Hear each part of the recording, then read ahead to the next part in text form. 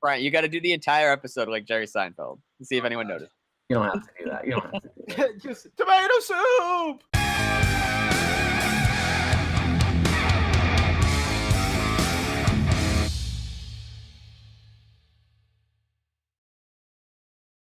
What's up, everyone? It's your boy, Mario. Welcome to this week's episode of Fancast Friday. Right now, we're talking about part 2 of NFL offseason moves. This time, we're looking at the defensive side of the ball. Who's with me today? Introduce yourselves. Hey, guys. What's going on? It's Bryant. What's up, guys? This is Cody. Ready for part 2. Again, everybody gets an honorable mention. I'm going to give it a go. I'm going to give us a start. And I'm going to say Aqib Talib joining the LA Rams, who was traded there from Denver for a 5th-round pick. I love this move because you get the 32-year-old Aqib Talib, so he's not the spring chicken he once was, but he's always just been a good leader. And I think that's what Los Angeles needs right now. They have so much talent, it's just young talent. So you're going to have this mentor of a cornerback there who can still play the ball. You gave up a 5th-round pick for him. He's going to be better than any 5th-round pick drafted this year. I guarantee it. Good move. Good move for a win now team. Yeah, I think That's fair. I think having him as an honorable mention is not giving this move nearly enough credit. We'll discuss that later. Woo! Sneak peek. I'm going to give my honorable mention to defensive tackle Haloti Ngata, who is obviously not a big man on the totem pole. Low name. He's been around for a while. He played on the Ravens for a lot of years. A 1-year, only $3 billion deal to bolster that pass rush, that interior pass rush. I think that is a good move for Philly. Especially after losing Vinny Curry. Mm-hmm. A solid pickup for sure. Definitely Just happy adds about to it. their depth. Yep. That's why they were so strong last year. Again, we were talking about the battle in the trenches. Yep. It's got talent and depth at it. So I love the signing. It's cheap. It's value. Yep. My honorable mention also goes out to a Philadelphia Eagle, a Super Bowl hero, Nigel Bradham, sticking around at midnight green, looking great in it. Signs a pretty big contract, getting paid. I think he's going to take a little bit of a dip this year with him moving back to the outside with Jordan Hicks coming back. But big thing is I really feel like our linebackers have, sort of a brotherhood together. They all seem to really enjoy playing together. And I think that's important when it comes to playing on the defensive side of the ball, great communication, everything like that. So it's good to see some of our defensive pieces kind of sticking around. Let's talk about number 5. Number 5. I feel like Cody will respect the fact that this at least made the list. We're going with Adrian Claiborne to New England. 2 years, $12 million. I think one problem that the Patriots had, at least in the Super Bowl, was getting to the quarterback. Seemed to really struggle with their pass rush, and Adrian Claiborne does that better than a lot of other people in the league. Had 9 sacks last year. I think that's pretty serviceable. He's a big body. He's has a lot of good moves that'll get him to the quarterback. And Adrian Claiborne, good pickup for New England. Yeah, I'm glad this made your list. I had him a little higher. I had him number 3 on my list. But yeah, I think he's going to bolster the pass rush. He had a 6-sack game last year. I don't know if you guys remember that. He had a 6-sack game against, what was it, the Cowboys? Yep. Against Dak. New England got pressure on just 32.5% on opponent dropbacks last year, which is well below league average. Mm-hmm. So it was definitely one of their bigger issues. So I think this signing will help address that. And so I like that move for New England. Great move. How you feeling, Mario? Oh wait, no, it's Cody's number 5. Yeah, it's Cody's number 5. Yeah. All right, my number 5. Move into defensive backs here. I got Trumaine Johnson going to the New York Jets. Pretty big deal. 5 years, $72.5 million. Only 2 years ago, in 2015, he allowed a 55 passer rating in coverage, which was second among qualified defensive backs. He has 10 interceptions and 41 pass breakups. in his career, and he's a legit cornerback one who will really help bolster New York's defense because they've signed a lot of defensive guys in this offseason. So I think he is a big pickup for them. So he's my number 5. I think that's a good pickup, especially playing in the division he's in, where you just have the gunslinger of Tom Brady, one of the better quarterbacks in the league, they call him. You have Tannehill coming back. So I can definitely see why you need to have such a strong defensive, a good cornerback situation. So I love it. A good move. Yeah. You always got to do the best that you can to bolster yourself against Tom Brady. I think pass rushers are the best way to do that. But if you can't get a pass rusher, you might as well get somebody who can cover somebody for longer. Yeah, someone who's probably not going to get the ball thrown to him a lot. Cover your number 1 receiver. Smart stuff. All right, I'm going to take a look at the other side of the line. And this is actually my only pick that is on the line for defense. And that's Robert Quinn going to the Miami Dolphins. He was traded from the Rams. They basically swapped 6th-round picks, and then the Dolphins gave up a 4th. So for essentially a 4th-round pick, you get Robert Quinn, one of the top 3 defenders in the league, I would rate him. He is just such a force on defense. The Dolphins lost Sue, and you needed to replace that. You still have Cameron Wake, so you kind of still, again, playing in that division. Like Brian just said, you need to have a strong line to get to Tom Brady if you even want a chance to get out of that division, to get to the playoffs. And with Tannehill coming back, I have high expectations for the Dolphins. I love this pick. Yeah, no, that is a good pick for them. And after losing Sue, which to me isn't really a big loss because Sue was just liability and just a dirty player in general. So the fact that they lost Sue is probably a good thing for him. And Robert Quinn's a great replacement because I would say he is a much better defensive end than Sue ever was. So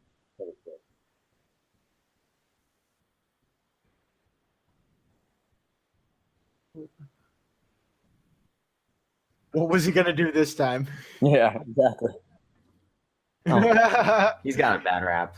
I think Stomp a guy. Yeah. Step on the hand. He's aggressive. Yeah. Bad rap. Facts are hard to ignore. Anyways, so now I'm going to jump into my number 4. So now I'm going back to secondary. Malcolm Butler, cornerback, signing with the Tennessee Titans. Everybody kind of remembers the whole, where was he in the Super Bowl? I think that's not the reflection of him. I think you want to look at the rest of his season and just how he's always been. He's always been a solid number 2. He could play the number 1 cornerback on a team. Tennessee gets this for 5 years, and their division is looking good now. You have the Jacksonville Jaguars looking like a top 3 team in the AFC. Andrew Luck's going to come back eventually, and the Texans with Deshaun Watson, as long as he doesn't get hurt in practice, you have to respect that. So I just love this move for Tennessee, keeping competitive in their division. Great pickup. Yeah, he was my number 2, was Malcolm Butler to Tennessee. Super Bowl hero. It was sad to see him go. I feel like, I know he's been in New England for a few years. I mean, since he started his career. And to see him go on just such a sour note with the whole Super Bowl debacle. It was sad because I feel like a lot of it could have just been avoided. But I mean, he's a good pickup for Tennessee. They were 25th in pass coverage last year. Obviously the bottom of the league. So he's a good boost to their secondary. And it makes the AFC South look a lot stronger this year. Last year it was kind of like overlooked, even though Jacksonville obviously only had 2 teams make the playoffs. Yeah. No, but at the start of the year, you looked at it and it was just like, and then Jacksonville surprised Tennessee. I mean, they barely made the playoffs, but this year I think they have a chance to go deeper if their defense is much better. So I could see all 3. I could see the AFC South representing 3 playoff seeds this year. Ooh. I don't know. Did you say the I'll same thing talk about that last year? closer next year. If I said it last year, it was before the Texans got hurt. The Texans as a whole got hurt. I got to be real. I didn't have Malcolm Butler on my list. And it's no knock against Malcolm Butler. I could have even very easily put him as an honorable mention. The big thing is what did happen in the Super Bowl for me. We've heard conflicting stories from him, from everybody about what's going on. It's a thing. Did he get hurt? Was there some sort of reason why he didn't play? really that we haven't heard about? I don't know. I think it's tough to say because how does a guy that is your number one cornerback on your team when you can't stop Nick Foles from doing anything, how do you not just throw everything out the window and put him on the field? Yeah, that's I It's- I agree with It's you. an unsolved mystery. It's an that's unsolved discipline. mystery. That's Bill Belichick's discipline. No, he was a healthy scratch, and they were pretty open about that. It was pretty open that he was a healthy scratch. I heard he don't was know. sick. Right. Yeah, exactly though. You've heard that he was sick. You've heard that he missed a meeting. You heard that he, various other things happened as to He why went out. he He didn't was play. high. He was.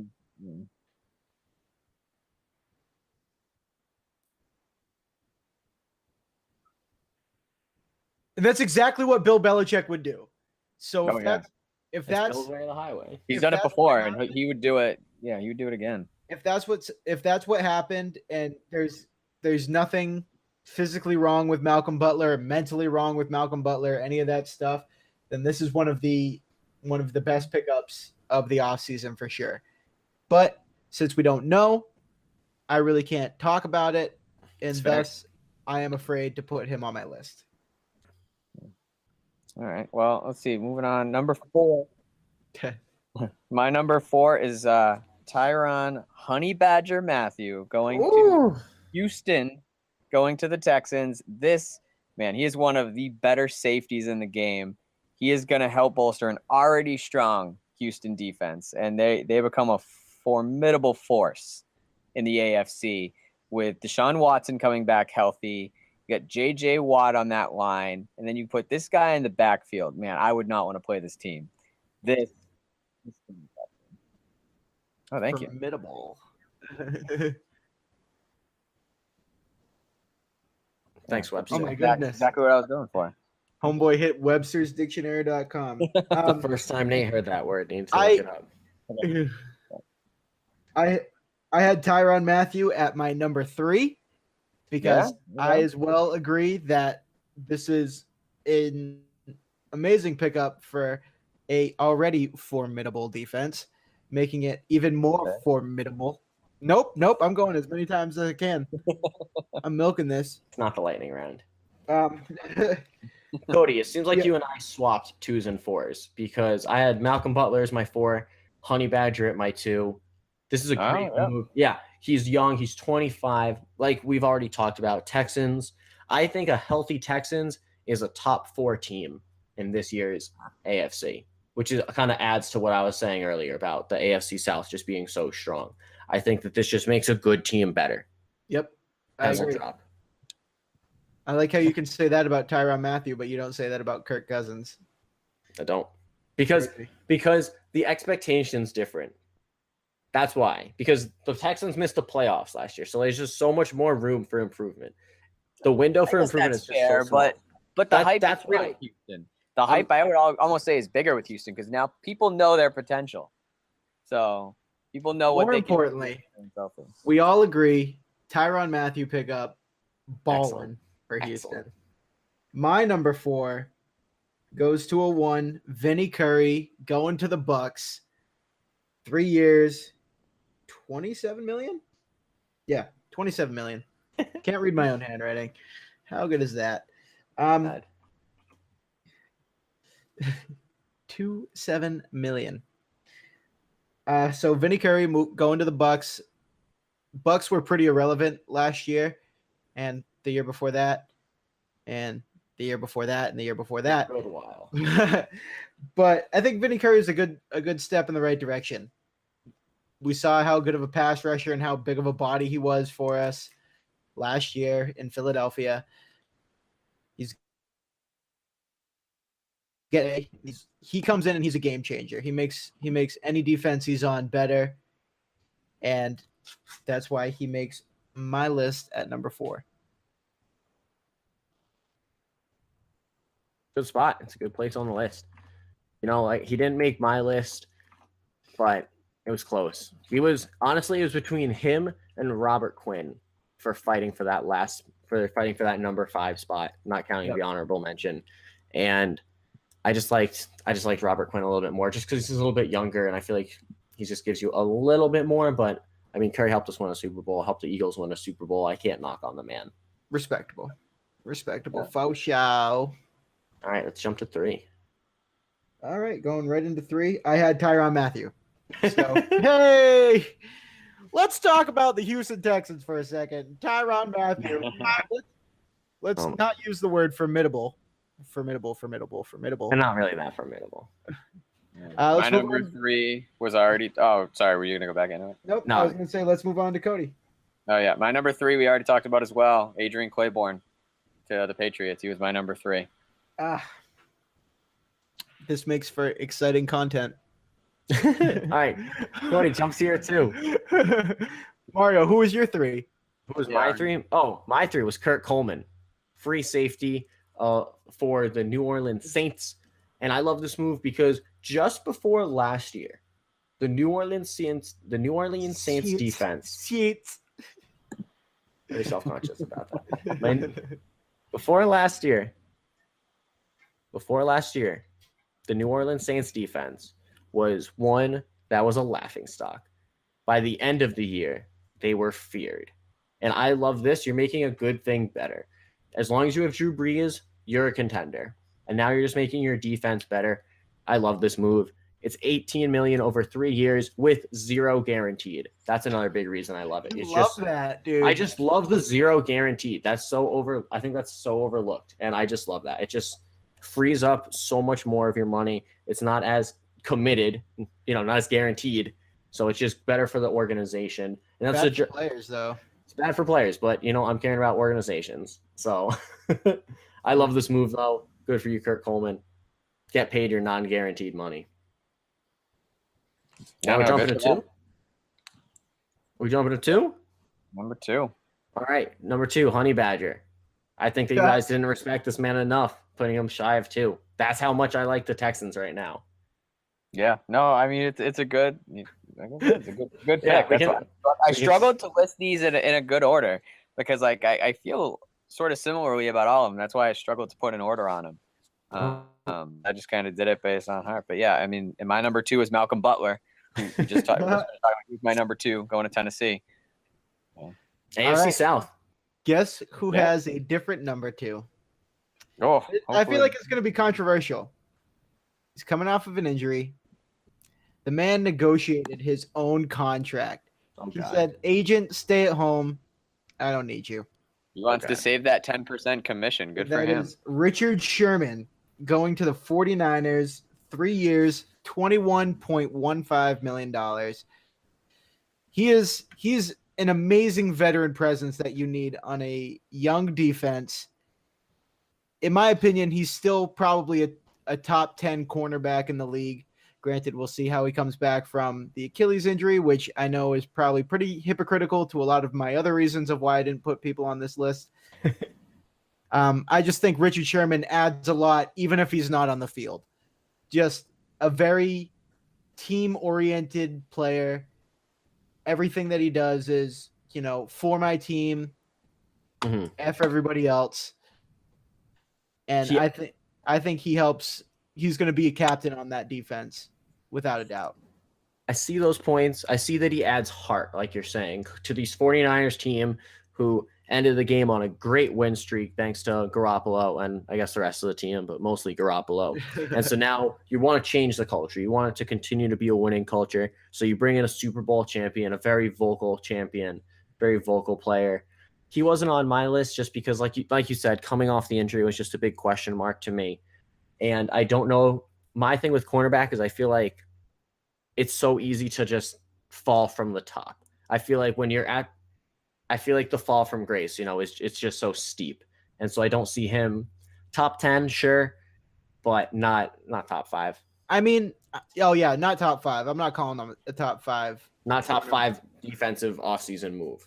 Oh, okay. I see what you're saying. I mean, I liked him. He was almost my honorable mention. It's just I can't get on board with Richard Sherman. There's something about him. It's his attitude is part of it. His cockiness. I love his attitude. I'm not a fan of it. I really am not a fan of his face. I'm not a fan of Not many more people, but I like his attitude. I like don't. watching people talk trash. You know, it adds a little bit more excitement to the game. I mean, he's good. I'm not going to take away from his skill. He's good, and I think good for the 49ers to kind of improve that defense. They're going to be a team that's going to be pretty scary this year. I think they proved that in the last couple games of last year after trading for Jimmy G. So, I mean, good for them. But, yeah, I'm just not a fan of Richard Sherman. Yeah, I mean, I look at this 49ers team, the season that they had last season. A lot of the games they lost, I'm counting at least 5, were by 3 points or less. And I think Richard Sherman makes that difference. I think that's also partially intentional because they were going for the tank. Yeah, they were going for that pick for sure, so they didn't fight as hard. And then they won 5 straight games. And then they became a winning culture all of a sudden with Garoppolo. They know how to lose. All right. All right. I'll jump into my number 1 now. Go drum roll. And that was somebody's honorable mention. Aqib Talib to the Rams. Are you kidding me? Great move. That's a good pick. I'm glad you picked a good pick. You take an already amazing defense, just an iron wall, not a steel curtain, an iron wall of just decimation, and then you add a lockdown corner to that team? You kidding me? Are you serious? It's a good move. It was an honorable move. So I put it in the. That's a good move. You put him at number 6. I can't believe it. I told you my quarrels. My quarrels are. He's 32. I don't think he's still got the pep in his step, but I think he's going to be a great mentor and a great player. I don't think he's going to not be a good player. I think he's going to be an honorable player. People need to stop bringing up like 32 as if it's old, 150 years old. Might as well be in the NFL. I mean, Brady's 40. In the modern NFL, where a 40-year-old just won the MVP, don't come and be telling me that 32 is old. Very different. We're comparing Brian, apples to orangutans. I'm glad you picked. Wow. Okay. You took me off guard when you said that for a second. Yeah. Oh my God. I'm glad you took Aqib Talib. It's the perfect transition to my number 1, which is Marcus Peters going to the LA Rams alongside Aqib Talib, who is another lockdown corner. Yep. 19 interceptions, 55 passes defended in just 3 years. Only 25 years old, joining a super strong Los Angeles Rams team. Their defense is going to be locked down this year. You know what's going to make them better? You know what's going to make them better? Aqib Talib. Honorable mention, Aqib Talib. Cody, great transition. I'm going to talk about my number 1 pick.